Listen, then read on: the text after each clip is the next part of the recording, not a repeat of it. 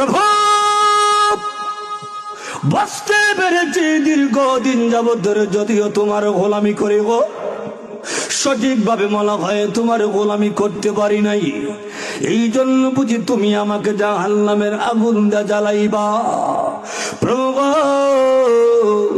আমার মতন গুনাহগারকে তুমি যদি জাহান্নামের আগুন দা জ্বালাও, তোমার তো যারা পরিমাণ সম্মান বাড়বে না।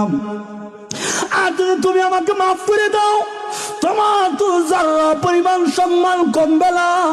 তুমি তো এমন এক স্রষ্টা, এমন এক রব, তোমার লয় নাই, ক্ষয় নাই, কমতিও নাই, বাড়তিও নাই। হে রব্বুল আমিন, তোমার গুনাহগার বান্দা তোমার দরবারে হাজিরা দিয়েছে। আল্লাহ তুমি তোমার গুনাহগার বান্দার জিন্দেগির গুনাহ মাফ করে দাও। ওয়াদা দিলাম আর জীবনে কোনোদিন গুনাহ করব না।